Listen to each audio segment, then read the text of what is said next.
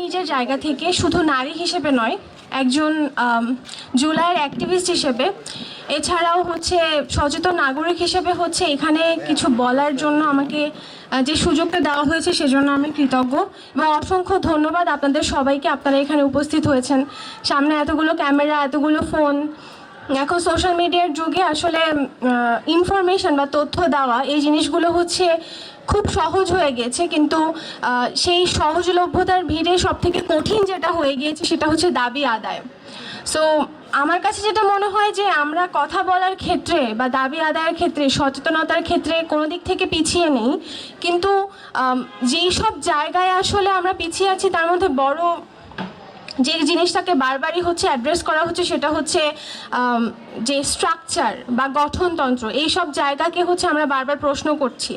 তো জুলাইয়ের আগে যখন হচ্ছে আমরা এমন একটা সোসাইটিতে ছিলাম যেখানে আমরা কথা পর্যন্ত বলতে পারতাম না, সেখান থেকে সরকার, এখন যে সরকার ব্যবস্থায় আমরা আছি, মানে পূর্ববর্তী সময় ইন্টারিম থেকে এই মুহূর্তে যেই সরকার ব্যবস্থায় আমরা আছি, যেখানে আমরা দেখতে পাচ্ছি যে সরকার যে জনগণের ম্যান্ডেট নিয়ে এখানে এসেছে, একটা নির্বাচনের মাধ্যমে এখানে এসেছে।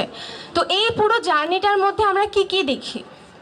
এই পুরো জার্নির মধ্যে আমরা দেখি যে সরকার বা যেই সমস্ত দল, যে সমস্ত কর্মীরা মূলত কাজ করে গেছে, এটার পিছনে হচ্ছে তাদের উদ্দেশ্য ছিল যে বাংলাদেশে আমরা কাঠামোগত জায়গায় কিছু উন্নয়ন দেখতে চাই। তার মধ্যে শুধু শিক্ষা, পড়াশোনা, গবেষণা এইসব ছিল না, মানে সর্বোপরি সব স্তরের মানুষই চেষ্টা করেছে তার জায়গা থেকে কি জায়গায় বাংলাদেশে পরিবর্তন আনা দরকার এসব নিয়ে কথা বলার জন্য।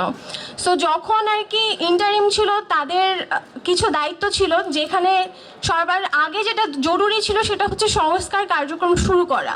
তো ওই জায়গা থেকে হচ্ছে আমার মনে হয় এই হিমশিম খাওয়া একটা অর্থনীতিকে সামলাতে গিয়ে তারা অনেক কিছুরই হচ্ছে সিদ্ধান্ত নিতে পারেননি, বা বিভিন্ন প্রেশারের কারণে তাদের যেহেতু ওরকমভাবে জনগণের ছিল না যে তারা চাইলে যে কোনো কিছু করতে পারবে এবং সবাই ওটা মেনে নিতে বাধ্য, এমন জায়গাতেও তারা হয়তো পৌঁছাতে পারেনি। তো এইসব কারণে তারা বিভিন্ন সংস্কার কার্যক্রম হাতে নিয়েছে ঠিকই, কিন্তু সেসব বাস্তবায়ন করতে পারেনি।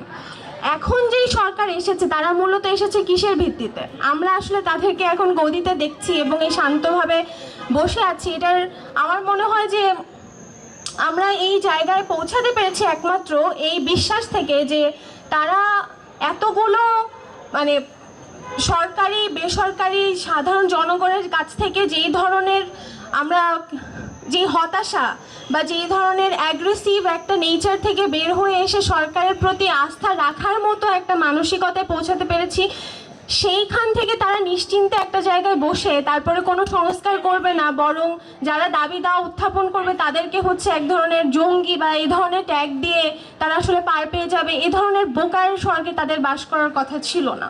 তারপরেও হচ্ছে আমি মনে করিয়ে দিতে চাই যে তারা আজকে যে অবস্থানে আছে সেখানে বসার জন্য তাদেরকে অনেকগুলো মানে রাজপথে যে রক্ত পড়েছে, এছাড়াও অনেক মানুষের বিভিন্ন রকমের আত্মত্যাগের যে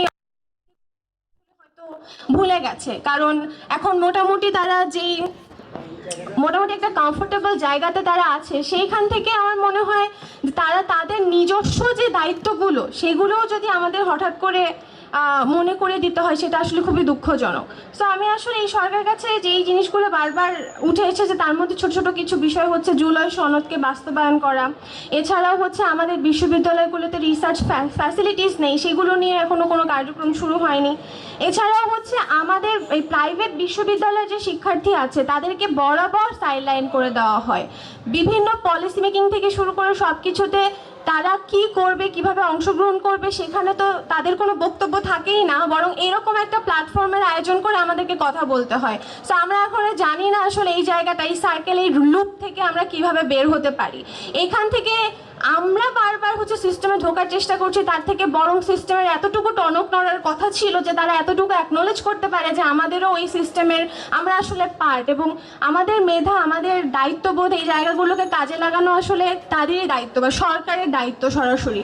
সো জুলাই আন্দোলন থেকে তাদের যদি একটা জিনিস শেখার থাকে সেটা হচ্ছে এই যে বিভিন্ন রকমের পোলারাইজেশন বা হচ্ছে এই যে প্রাইভেট ভার্সেস পাবলিক এই ডিবেটগুলো থেকে বের হয়ে আসার জায়গা এবং তার পাশাপাশি আমাদের যে দাবিগুলো সেগুলোকে আমলে নিয়ে সংস্কার কার্যক্রমকে দ্রুততম সময়ে শুরু করা। ধন্যবাদ।